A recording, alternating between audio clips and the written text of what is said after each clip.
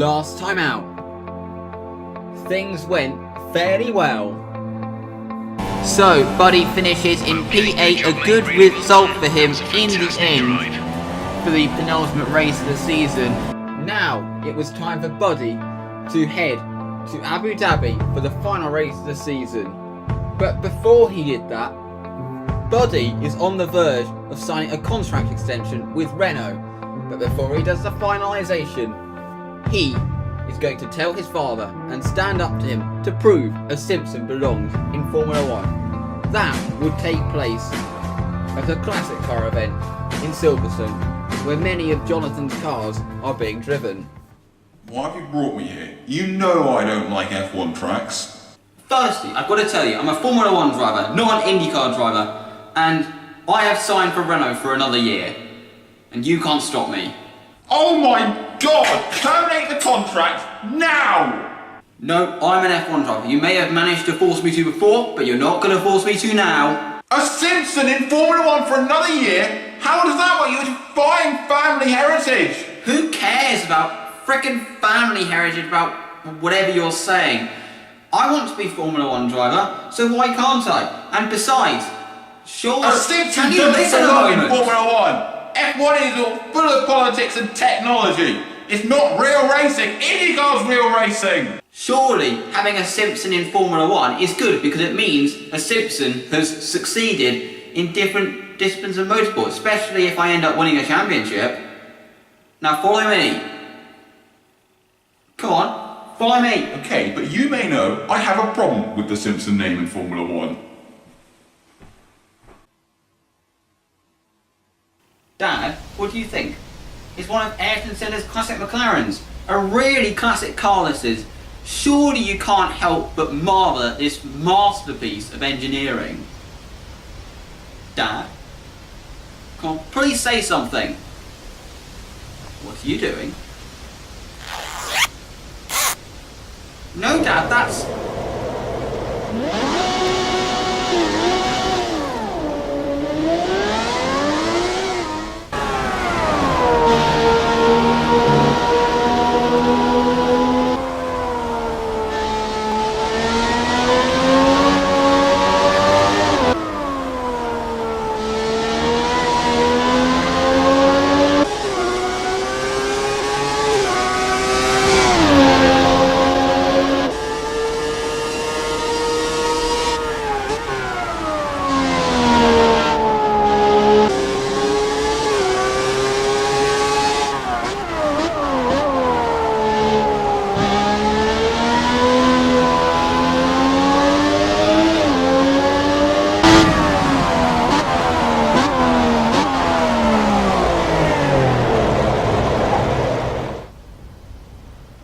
Dad, how was it? You seem a little bit emotional. So let me take my suit and gloves and boots off before asking me questions, please, buddy.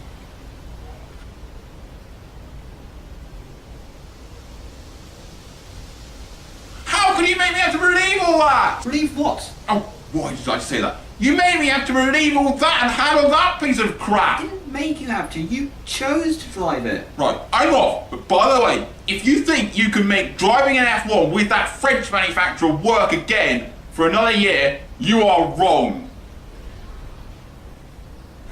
Come on, I'm not his baby anymore. I'm a grown adult and I can do what I want with my career. Buddy finalised the contract to stay with Renault. So, on that high, it was time for him to head off to the Abu Dhabi Grand Prix. So, Buddy has arrived in Abu Dhabi, and now talk about his season. It's obviously been his first full season. Obviously, last year he was intended to do a full season with Haas, but obviously Buddy's crash at Indy happened, and obviously that put him out for the rest of the season. But despite off-track drama with his dad, he has really enjoyed his time in Formula 1 this year, and has had a really good season. So, without further ado, it was time for qualifying for the Abu Dhabi Grand Prix. Here is the qualifying report. So, as the sun set on Abu Dhabi, ready for the final qualifying session of the season, all attention was on the grid penalties, which meant we were expected to see a mixed up grid. Pascal Wehrlein benefited from the grid penalties and will start 9th. Whilst McLaren couldn't capitalise on the grid penalties, they start 16th and 19th. Toro Rosso are a team that do benefit as they qualify 4th and 5th.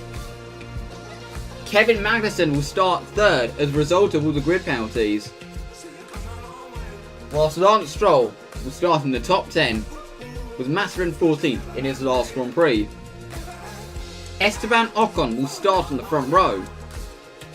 Daniel Ricciardo is the first of the major frontrunners as he starts 7th. Lewis Hamilton starts 11th with Bottas in 18th, whilst the Ferraris line up 12th and 13th due to the penalties. For the second time when there's a mass grid penalty, it's Buddy Simpson who capitalised as he will start on pole. So, taking a look at the grid for the final race of the season, and it's the midfielders who come to the forefront as Simpson's on pole ahead of Ocon, Magnussen, Sainz and Kvyat. Stroll lines up in 6th ahead of Ricciardo, first the front runners, ahead of Perez, Wehrlein and Grosjean. The big names of Hamilton, Vettel and Raikkonen are 11th, 12th and 13th ahead of Massa, Ericsson, Van Dorn, Hulkenberg, Bottas, Alonso, with Verstappen lining up at the back of the grid.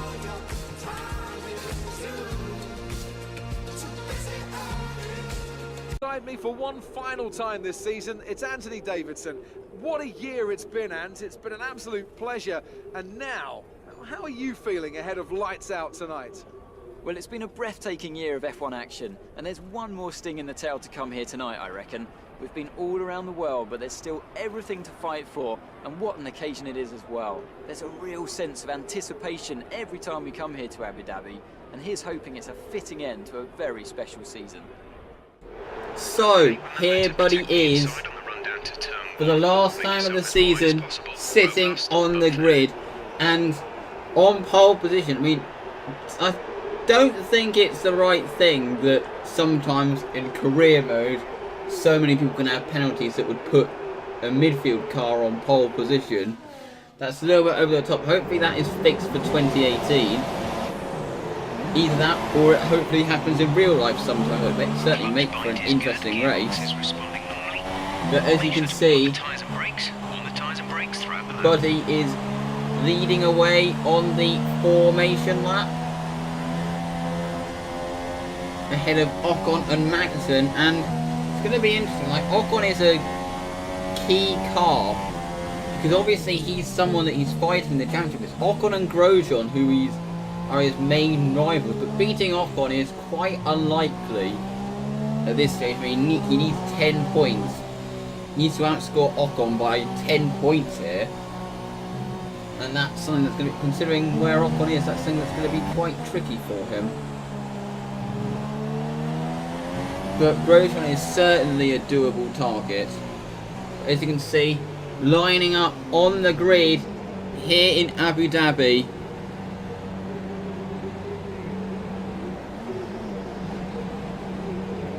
Keep an eye on the lights. The start sequence As the cars line up on the grid. So, obviously the disadvantage of being at the front of the grid means he has to wait a bit longer for everyone to line up. As you can see, we have the lights in Abu Dhabi. Lights out, away we go for one last time this season. Ocon is alongside. We get the slightly better launch, but we run a little bit wide heading into turn 1, and that's going to allow Esteban Ocon through, which is really not what we need.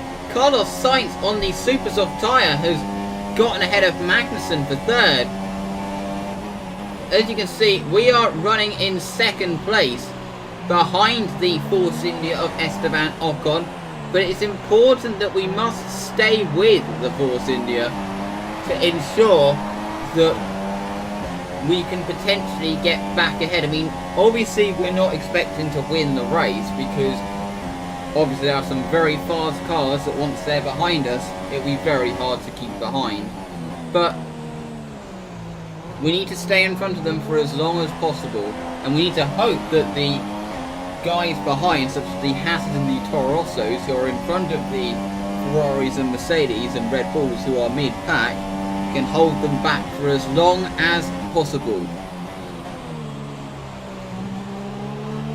Now moving on to lap 7, not really much happened in the early laps, but he was just holding station, but Kevin Magnussen has gotten ahead of Sainz, and he's on the ultra soft tyres, so it is really important that we fend him off. But the good thing is, with the new engine, I mean, we didn't run the new engine in Brazil until today. We obviously took a penalty in Brazil, but we are running the new engine in this race. And as you can see, we are kind of holding our own in front of Kevin Magnussen. Okay, buddy, it is important we keep Magnussen behind. He is on ultra softs. It's obviously Buddy having that reiterated to him. So now moving on to lap 10, as you can see, we are still behind Esteban Ocon, who comes into the pits. We think about it, but we are a bit too late to respond, so we have to do another lap. This has to be a really good lap to avoid an undercut from the Force India driver. Obviously, the next lap, we responded. I mean, obviously, a really good in-lap was crucial, and we had a reasonable in-lap. You can see we come into the pits for our first of 2 planned stops, going to the super soft car. We unfortunately have to spend the rest of the race on super softs because, I mean, I think it's a bit silly that you can't actually pick the tyres that you take to a race.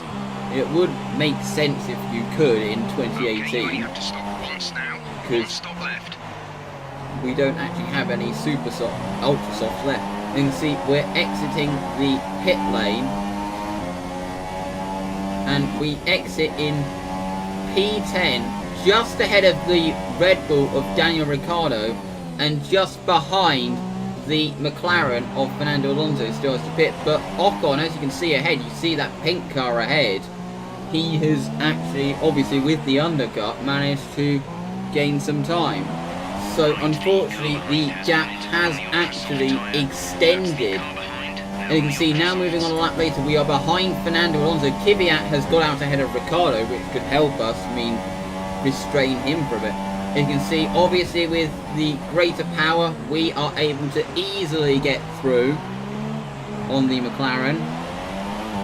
Now taking a look at the replay, it really wasn't a very hard move, and that could help, because now hopefully Alonso will keep Kvyat and Ricciardo out, but Kvyat has managed to get through, as you see there. But despite the fact that Kvyat was on the ultrasofts, we were starting to get away from him slightly, but Ocon has been pulling away. As you can see, we have a yellow flag, and that's Esteban Ocon. He is parked on the side of the track, and as you can see, we have a safety car. So we have huge drama here. The race leader has retired from the race, bringing out the safety car. We are actually now going to lead, so it's going to be an unusual experience for Buddy to be leading the field on the safety car restart. As you can see, Vettel's in 3rd place, but with Ocon out, if we can get a top 5 finish here, we're going to move ahead in the standings, so maybe a better position than previously thought is possible here for Buddy. So Buddy will be obviously leading the field on the safety car restart. As you can see, it's this lap that the safety car is coming in, and Buddy is backing up the field, heading into the final sector. He doesn't exactly bolt yet. As you can see, the safety car is coming into the pit lane. Buddy is backing up the field now, but we're underway now. So Buddy is back underway. So he crosses the line, had a little bit of lag there, but now crossing the line, as you can see, Kvyat in the mirror trying to get round the inside, but Vettel is looking round our outside. We are able to edge him out wide, but having the Ferrari right behind us is really not what we need at this stage. As you can see, Vettel is right behind. Now we have all the fast cars behind us, and it's going to be quite hard to fend everyone off. As you can see, we run very wide into the hairpin. That's going to allow Vettel to get alongside, and at this point there isn't really much that we can do. We're going to tuck back into the slipstream of the Ferrari and see if we can get back through, but he's covering off the inside, and that is the lead of the race gone. So we at this point have decided to settle for second, to not try to defend so much. Absolutely no chance of defending that. Sorry. Around 6 laps later, the Mercedes of Hamilton managed to break through all the midfield runners and was now right on our tail for second place. As you can see, he's right behind us, and he's going to have a look heading into the first corner. We kind of have to leave a bit of space, and he gets really good drive, and we have to take a compromised line, and we are side by side and almost touched. Now heading into the chicane, and Hamilton has got the place. But that was great wheel-to-wheel action there. Buddy obviously trying really hard to defend. He then tried to switch to the inside, but to no avail. Now moving on to lap 31, as you can see, everyone is pitted pretty much. And now we are going to make our final pit stop on lap 31. I mean, a bit earlier than originally planned, just to prevent any potential undercuts that could be done on us. So we're into the pits for the last time, hopefully, switching to a set of the super softs to go to the end of the race. So we are off the limiter. As you can see, we are behind the Sauber of Verline. And are we going to be ahead of Kvyat in the Toro Rosso? Just ahead of the Toro Rosso of Kvyat, and that is crucial. If we had lost out to the Toro Rosso, it really would have compromised our race. But he pitted early and was not quite able to get that undercut. As you can see, we are behind the Sauber of Pascal Wehrlein now, and we are going to make it down the inside into the chicane, but he doesn't make it easy for us. So it wasn't an easy move, but we then send it up the inside and have made that move stick for P8, which is crucial. We were kind of being held up. Now moving on to lap 36, and we've got Valtteri Bottas right behind us, and obviously the Mercedes, the car that might be quite tricky to fend off. As you can see, we have the Mercedes in DRS range. We don't have DRS from anyone, so it kind of depends. We have to go to the inside, but he brakes very late. We're going to try, but he has the inside, and that gives him the high ground, and he has taken the position. Now, as you can see, we've got Kimi Räikkönen right behind us, and again, this is going to be another car that's going to be tough to defend from, but kind of learning our lessons from the Bottas pass. As you can see, Räikkönen's got the run. We're going to have to go defensive, but instead of leaving him the high ground, what we do here is we're going to run him out of road. That's basically the only thing we could do to keep the position, and we have managed to defend the position. It worked. Now moving on to a few laps later, as you can see, Räikkönen actually goes to the inside this time, but we hold it round the outside, giving us the high ground. We have managed to defend the position. So we were kind of holding our own in this battle, but something that made things a lot more tricky is, as you can see, we have another safety car. I mean, it's not obvious why, but this is not going to help us in our battle with not just Räikkönen, but Perez, who was ahead, has pitted for fresh ultra softs. and is right behind. So if we lose a position to Raikkonen, that will put us very vulnerable to Perez as well. So now, as you can see, safety car's coming in this lap, and his engineer had a pep talk before the safety car came in. Okay, 8 laps to keep me behind. You can do this. So, as you can see, he gets a pep talk from his engineer, and he is right behind Valtteri Bottas, and the race is back underway for the final 8 laps of the season. So, can he keep Kimi behind and take this position in the Drivers' Championship? So, he is behind Bottas. I mean, the longer he stays behind Bottas, the better, because then the more DRS he's going to get from the Mercedes, who is struggling a little bit, it seems, to keep up with the leading pair of Vettel and Hamilton. As you can see, Raikkonen is swarming all over our rear wing,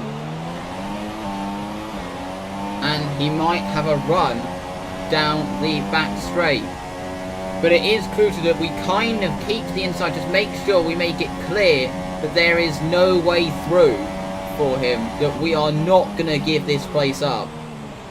As you can see, he doesn't really have a very good opportunity heading up to that corner. But now on the second straight, I mean, obviously no DRS yet. He does have another run, and we may have to defend a little bit there, but he thinks better of it. So we keep P4 for now. Now's the time where DRS gets enabled, so that's going to give Kimi a bit of an advantage. But Buddy had saved his fuel under the safety car to make sure he can use the rich mix to the finish, and as you can see, that's kind of helping as Raikkonen isn't really getting that close down the straight. So at the rate things are going, we can keep this position.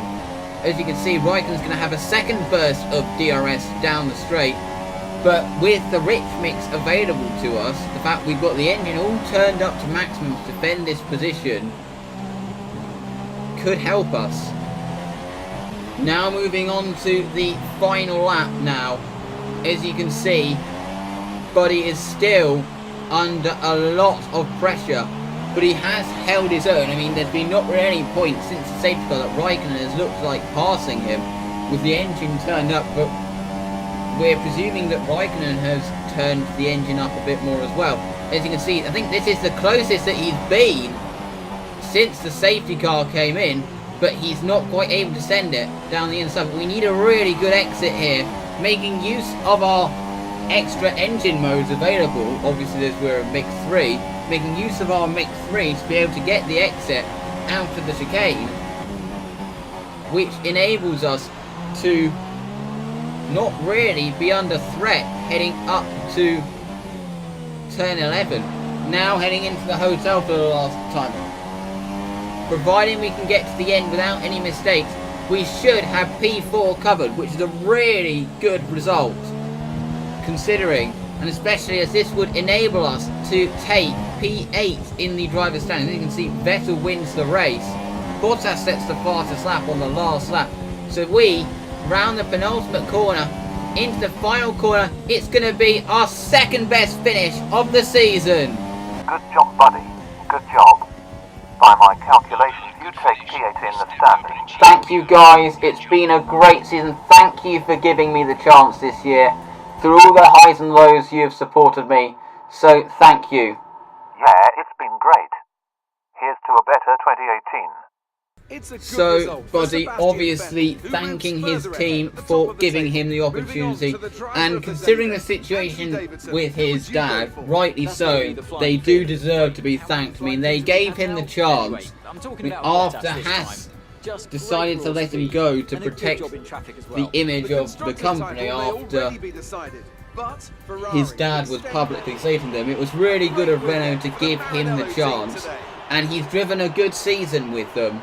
And despite all he had to deal with, he never let any of the stuff going on with his dad affect him on track. So as you can see, it is Vettel who celebrates, and also other things that Buddy really can be pleased with, other than taking P8 in the final race, as you can see with the standings there. But he also outpaced his highly hyped teammate Nico Hulkenberg this year. So that's really good. So Buddy had reason to celebrate whilst leaving Abu Dhabi. Whilst he was on his way out though, he received a very interesting phone call.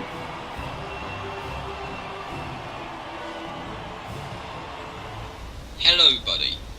It's Jonathan. I need to tell you something very important. Yes? I heard your dad drove one of my classic cars and got quite emotional. I'll tell you why that is. Why is that? You may not know this, but his original name was F1. Really? Yes, and he was about to drive that very car, and used to be friends with me. I was his main technical engineer. However, on the eve of that season, when he was about to drive that very car, he was very excited. What happened then? Why did your friendship fall through so much? Well, let's say we had some disagreements with the setups. The final pre-season test came, and he was 2/10 off Ayrton's times. He requested a few changes to the setup of the car that were utterly reckless and would not have worked. Such as what? Taking off all the downforce, and this was Jerez, where there are a lot of fast corners, and had he worked hard, he could have found those extra 2/10. That explains why he likes oval racing then. That's the thing, he always just demanded things without even thinking of the negative effects. Like he doesn't think about what I feel like when he tries to stop me racing in Formula 1, which is what I want to do. He kept demanding these improvements, and when he tried them, and they obviously didn't work, and he was further off, he started to blame us, and he stormed out and left the team. The cameras caught him storming out, and the next week he came subject to embarrassing publicity due to all the speculation the media had made about why he left. And here's the thing, he then thought I was the one that said these things to the media when I did not say a thing. What? That's stupid. He then spammed my post. I mean, obviously there wasn't texting then, it was just posts. But he spammed my post with death threats. However, he then went off to the US and had himself a career there, as you know. And especially as that car dominated F1 that year, since then there has been no way the friendship could be repaired. Honestly, I'm not surprised by this. It seems he always had a temper. When you first got together with Phoebe, I was tempted to ask her not to be with you, as I was worried you could be like your dad. However, you have proven you are not the reckless, bad-tempered individual that your dad can be sometimes. You are a much more laid-back and efficient person. You know I'll support your career all the way, and please stay in F1, don't do what your dad tells you what to do. Thanks for telling me all of this. But whatever you do, don't tell your dad that I told you this. Oh, and by the way, you can stay at my house for the off-season if you want. One thing I want to tell you though, there is good in your dad. He may not support your career now, but the best thing you can do is respect him and his career and look up to him and look to him for inspiration for your Formula 1 career. Don't listen to him, but look up to him and look at his racing exploits. If you do that, he could respect you and your Formula 1 career. I guess I'll see you when I get back then. Bye. Dad wants to be an F1 driver. Doesn't surprise me. Obviously something more than just being an IndyCar driver, wanting me to be an IndyCar driver.